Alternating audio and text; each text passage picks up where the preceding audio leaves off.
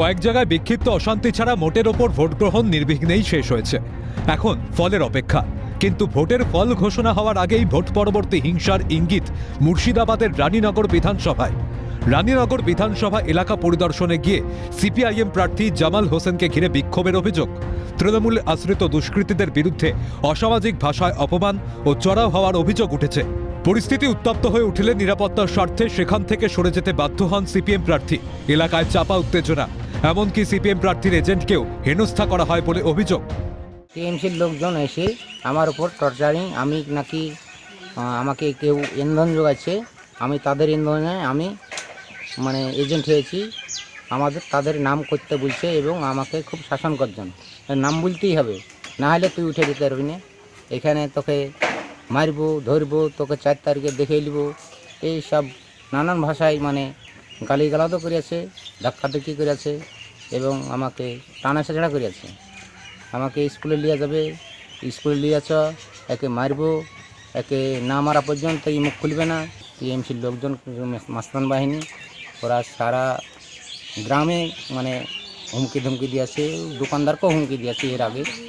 হ্যাঁ, দোকানদারও খুব আতঙ্ক হয়ে আছে। টিএমসির লোকেরা আব্বাকে ঘেরাও করে বলে যে কি তোমাকে কে এজেন্ট হতে বলেছে, তুমি তো সিপিএমের মাস্তান, তোমাকে কে এজেন্ট হতে বলেছে, সিপিএম পার্টি তো নাই, তোমাকে কে বাঁচাবে, কে রক্ষা করবে, তোমার কোনো বাপ নাই যে কি তোমাকে রক্ষা করবে, তোমাকে আজ বলতেই হবে। এরকমভাবে আব্বাকে কঠিনভাবে টর্চার করছে, আব্বা কিছু বলতেও পারছে না। আর ওরা ওই টিএমসির লোকেরা শাসন গর্জন করছে আব্বাকে চট তুলছে, মারতে দিচ্ছে, ধাক্কাধাক্কি করছে। তা আব্বাকে বাড়ি নিয়ে চলে আসছি, তখন ওখানকার কিছু লোক বলছে, তখন আমাকে যাইতে দেখা তখন বলছে তোমার আব্বাকে বাড়ি নিয়ে যাও, তাই বলছে আমাকে যেতে দেখে ওরা ভাবছে কি জানাজানি হয়ে গেছে, আমাদের বিপদ আছে, তাই বলে ওরা ভয়ে তখন বলছে বাড়ি নিয়ে যাও। আর টিএমসির যে নেতাগুলো মাস্তানগুলো তারা কিন্তু আব্বাকে ছেড়তেই চাইছে না। আব্বাকে আমি হাত ধরে টানতে টানতে নিয়ে আসছি, আব্বা আসে, আব্বাকে হাত ধরে যখন তুলেছি তখন ওরা মনে একটা করেছে যে কি আর মেয়ে তোর সাহস আছে।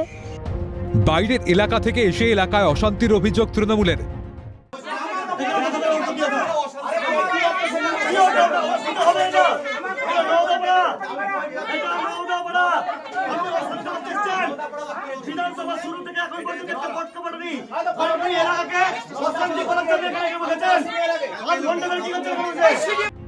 এই আবহে আসরে নেমেছে কংগ্রেস।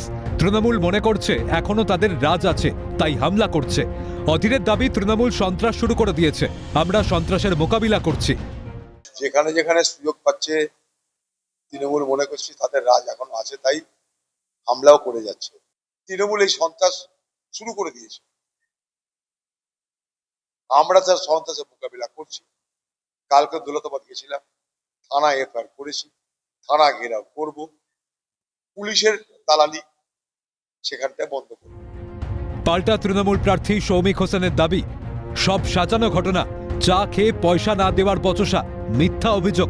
এখানে দল কোনোভাবেই জড়িত নয়। ইসলামপুরের এগুলো সব সাজানো ঘটনা। যে এজেন্টের লোচনপুরের আপনারা বলছেন, সে চায়ের দোকানে চা খেয়ে পয়সা দিচ্ছিল না, তাই নিয়ে ঝামেলা। এখন সেটা কিছু হলেই সেটা তৃণমূলের উপর দোষ চাপায়। ওরা বুঝতে পেরেছে যে ভোটে জিততে পারবে না 4 তারিখে, তাই এইভাবে বিভিন্ন জায়গায় গিয়ে উত্তপ্ত করার একটা চেষ্টা চলছে। চা খেয়ে যদি পয়সা না দেয় তো চায়ের দোকানওয়ালা তাকে ছাড়বে নাকি? এগুলো মিথ্যা অভিযোগ করছে। এখানে পার্টি কোনো রকম ভাবে জড়িত নয়।